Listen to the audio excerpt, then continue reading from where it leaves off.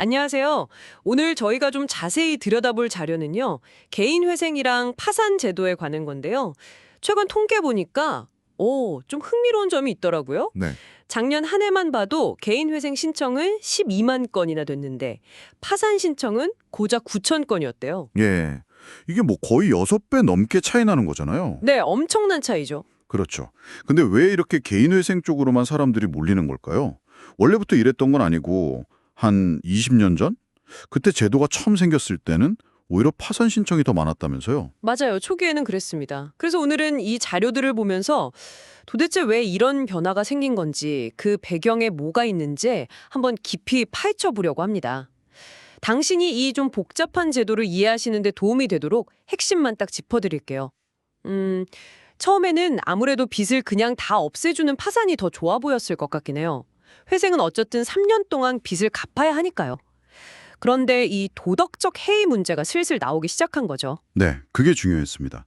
너무 쉽게 빚지고 그냥 파산으로 해결하려 든다. 이런 비판들이 있었어요. 그럼 비판 때문에 법원의 정책 방향도 좀 달라지기 시작했군요. 그렇죠. 법원이 이제 파산 절차는 좀 더 까다롭게 만들고 상대적으로 회생 절차는 문턱을 낮추는 쪽으로 방향을 잡았어요. 예를 들면 파산 신청할 때 내야 하는 서류가 뭐 예전보다 몇 배는 늘었고요. 그렇게 많이요? 네.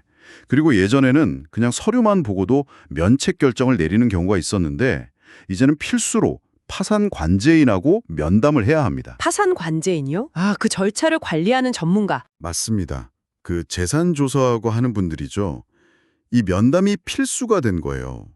이런 절차 강화가 회생 신청이 늘어난 첫 번째 배경이라고 볼 수 있겠습니다. 그러니까 절차 자체가 훨씬 더 복잡하고 까다로워졌다 이 말씀이시네요. 근데 여기서 진짜 중요한 포인트가 또 있다고요. 파산 선고랑 면책 결정은 다른 거라는 점? 바로 그겁니다. 이게 정말 중요해요. 파산 선고 자체는 뭐랄까 부채가 자산보다 많다는 사실만 증명되면 비교적 쉽게 받을 수도 있어요. 네, 일단 선고는요. 하지만 그게 끝이 아니라는 거죠. 핵심은 법원에서 면책 결정을 받아야 실제로 빚이 없어지는 거거든요. 그런데 파산 선고를 받았는데도 면책을 못 받는 경우가 생길 수 있어요. 이걸 면책 불허가라고 합니다. 면책 불허가? 그럼 어떻게 되는 건가요? 이게 최악의 상황인데요. 파산자라는 신분은 그대로 유지가 되는데 빚은 하나도 탕감되지 않는 거예요. 거기다 공무원 임용 제한 같은 법적인 불이익은 또 그대로 받게 되고요. 면책을 받아야 이런 제한이 없어지거든요. 와, 파산자 신분의 빚은 그대로 불이익까지. 정말 상상만 해도 끔찍하네요. 그렇죠. 그러니까 이 면책 불허가라는 위험성 때문에 사람들이 차라리 좀 더 예측 가능한 회생을 선택하게 되는 두 번째 이유가 되는 거죠.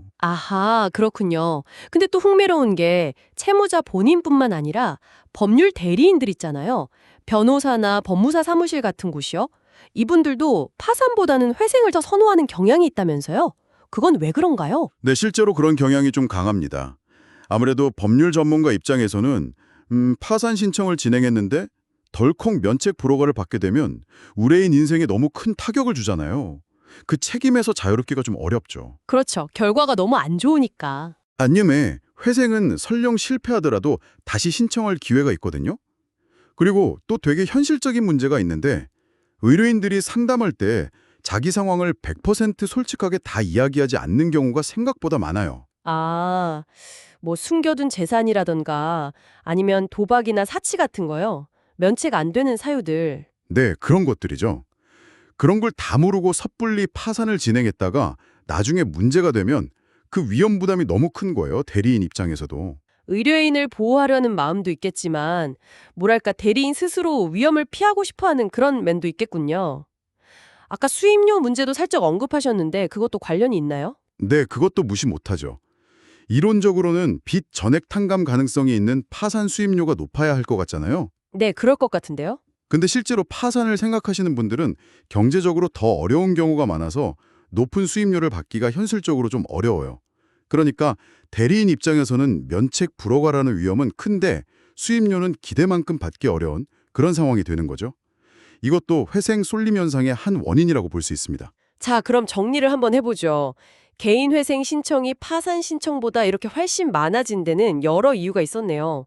첫째는 법원의 정책 변화로 파산 절차가 더 엄격해졌고, 둘째는 파산 선고를 받아도 면책을 못 받을 수 있다는 그 면책 불허가의 치명적인 위험성 때문이고, 네, 그리고 마지막으로 그리고 마지막으로 법률 대리인들의 어떤 위협 회피 성향이나 또 현실적인 수임료 문제, 이런 것들이 다 복합적으로 작용했다는 거군요. 맞습니다. 결국 이런 구조적인 요인들이 채무자들이 어쩔 수 없이 회생 절차를 더 많이 선택하도록 이끌고 있는 그런 현재 상황을 보여주는 거죠. 오늘 저희가 살펴본 내용들을 바탕으로 당신께 마지막으로 한번 질문을 던져보고 싶습니다. 지금의 이 시스템이 과연 재정적으로 정말 극한 상황에 몰린 사람들에게 진정한 재기의 기회를 주고자 했던 파산제도의 본래 목적, 그 취지를 잘 살리고 있는 걸까요? 아니면 여러 현실적인 요인들 때문에 어쩌면 그 길이 의도와는 다른 방향으로 좀 유도되고 있는 건 아닐까요? 이 점에 대해 한 번쯤 생각해 보시면 좋겠습니다.